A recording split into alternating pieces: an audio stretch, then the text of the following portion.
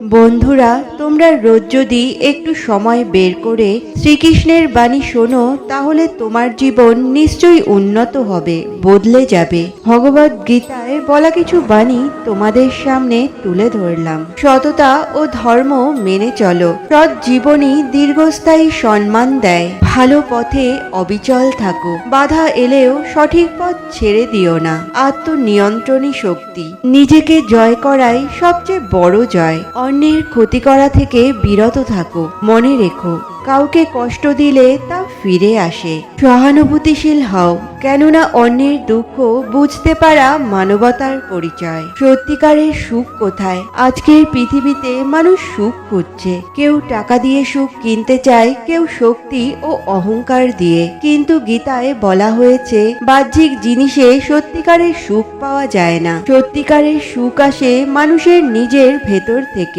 যখন মানুষের মন শান্ত থাকে, তখনই সে সত্যিকারের সুখ অনুভব করে। এই কারণেই গীতা জ্ঞান ও ভক্তির কথা বলে। গীতায় বলা হয়েছে, জ্ঞান অর্জন করো। জ্ঞানী অন্ধকার থেকে আলোয় নিয়ে আসে। জ্ঞান ও ধ্যানের মাধ্যমে মুক্তি। নিয়মিত চিন্তা ও ধ্যান মনকে পরিষ্কার করে, শক্তিশালী করে তোলে। আত্মা চেনো, দেহকে নয়। দেহ ক্ষণস্থায়ী, আত্মা চিরন্তন। আর এটাই সত্য জ্ঞান। নিজের অন্তরাত্মাকে যেদিন কেউ চিনতে পারে, সেদিনই তার সত্যিকারের জ্ঞান সম্পন্ন হয়। ধৈর্যশীল হও। ধৈর্য থাকলে কঠিন কাজও সহজ হয়ে যায়। মনোবল ধরে রাখো। কঠিন সময়ে দৃঢ় মনই মানুষকে টিকিয়ে রাখে। অহংকার ত্যাগ করো। অহংকার মানুষকে অন্ধ করে দেয়, আর নম্রতা মানুষকে বড় করে। ভগবদ গীতায় একটি খুব গুরুত্বপূর্ণ শিক্ষা দেওয়া হয়েছে, ভক্তির শক্তি। ভক্তি মানুষের জীবন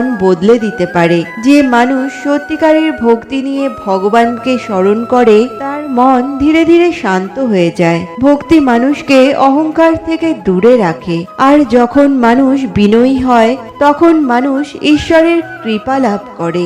গীতায় বলা হয়েছে, যে মানুষ বিশ্বাস নিয়ে ঈশ্বরের পথে চলে, ঈশ্বর কখনো তাকে ছেড়ে দেন না। ভগবানের প্রতি ভক্তি রাখো। বিশ্বাস ও ভক্তি মনে শান্তি আনে। সত্য ও ন্যায় অনুসরণ করো। সত্যের পথ কঠিন হলেও শেষ পর্যন্ত জয়ী হয়। অসৎ কাজ এড়িয়ে চলো। অন্যায় কাজ শেষ পর্যন্ত ক্ষতি ডেকে আনে। শান্তি ও সমতা বজায় রাখো। সুখ দুঃখের সমান থাকাই প্রকৃত স্থিরতা। কেননা সুখ দুঃখকে সমানভাবে স্বীকার না করলে তা জীবনে অস্থিরতা এনে দেয়। গীতায় বলা হয়েছে, সংযমী হও। অতিরিক্ত কোনো ইচ্ছা দুঃখের কারণ, আর সংযম হলো সুখের পথ। মনকে নিয়ন্ত্রণ রাখো। মন শান্ত থাকলে জীবনের সবকিছু সহজ হয়। নিজের কর্তব্য পালন করো। নিজের দায়িত্ব ঠিকভাবে পালন করাই জীবনের মূল ধর্ম। কর্ম করো, ফলের আশা ছাড়ো। ভয় ও দুশ্চিন্তা ত্যাগ করো।